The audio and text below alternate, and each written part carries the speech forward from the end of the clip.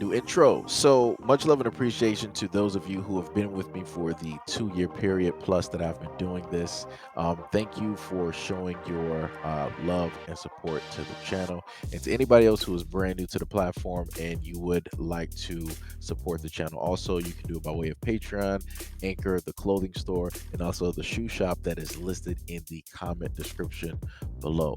And again, thank you to any and all of you guys who have been here to support this channel during the 2+ year period. I wouldn't be able to do what I do every single day without you.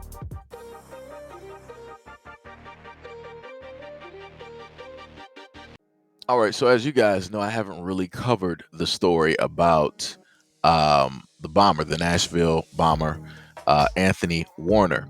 But this is one piece of the story that I find highly interesting that I don't really think that people are really paying attention to.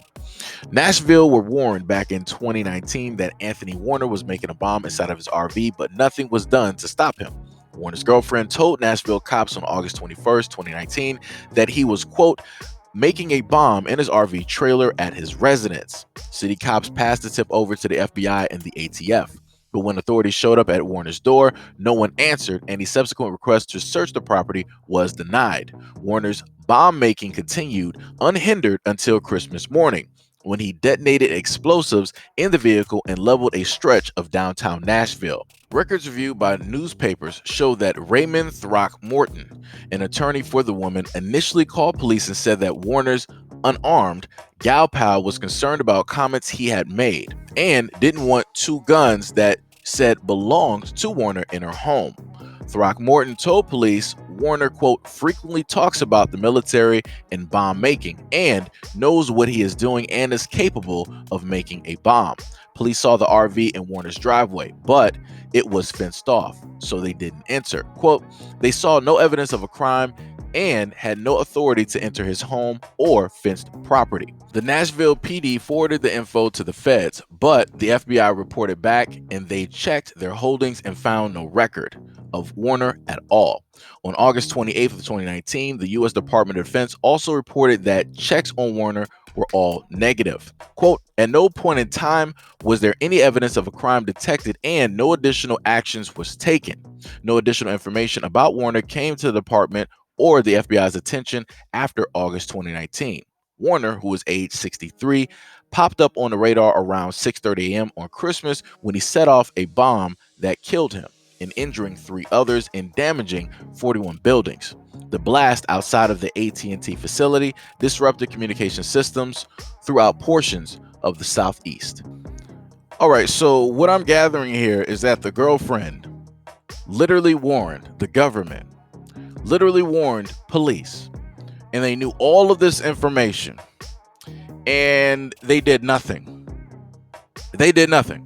This is, yet again, your government who allowed a domestic terrorist to continue his bomb making and to then set off said bomb a year plus later.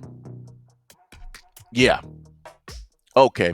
And then the other thing is that they're saying that they're trying not to call this domestic terrorism.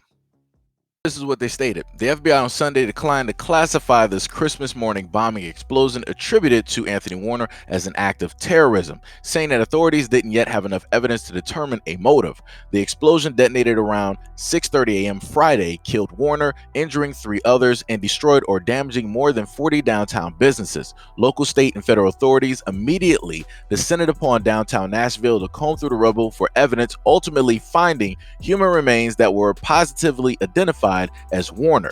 Although investigators believe Warner worked alone, questions surrounding his motives remain, quote, still in the early stages.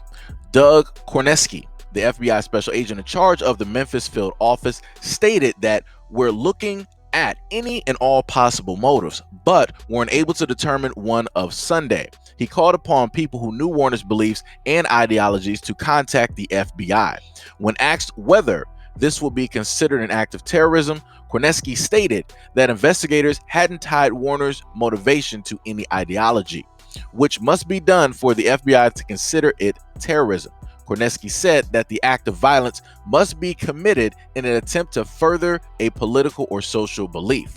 The FBI's Behavioral Analyst Unit out of Virginia was tapped earlier in the investigation to help create a profile for Warner in an effort to identify a motive. Authorities on Sunday still are piecing together a timeline of Warner's movement in the days before the explosion. Quote, "We're looking at every possible angle." All right, so as you were able to hear in everything that I went over, the government themselves, the FBI, right, they stated that they don't want to list this as a domestic terroristic act because they don't know or they can't link any type of ideologies or anything that will specifically determine that 100% this was a domestic terrorism act. And this is why he decided to, do X, Y, and Z. These are also the same individuals who were notified back in 2019 of his bomb making activities, and they decided to not really do any type of deep dives, nor did they decide to want to track or spy or maybe try to phone tap him or anything of that nature, nor did they list that they tried to have an operative or whatever, get in contact with Warner and try to get any information or try to see if he would teach them how to do X, Y, and Z and different things of that nature. Like I said, there's a multitude of different ways that they could have attacked the situation and they could have gotten the information that they wanted or needed, but they decided against it. And then you also have the Nashville police saying that there was no mistreatment in a sense of the information that was initially given, even though we see the end result in 2020 where Warner blew up a bomb which damaged over 40 buildings, knocked out communications, and I think they said it killed 3 people, right? But they say that they didn't mismanage the information. These are the people that we have here looking over the country. And like I said before, when the person who was doing this act is reflective of the majority, they're not going to throw the domestic terrorist title directly on him up until further investigation. This is further proof that he is innocent up until proven guilty. Versus if it is anybody else that does not look like him or is reflective of him, they are guilty up until proven innocent. But like I said before, this is America. But anyways, let me know what you guys think about this video and everything that I listed in the comment description below. And as always, peace, love, and stay tuned for the next video.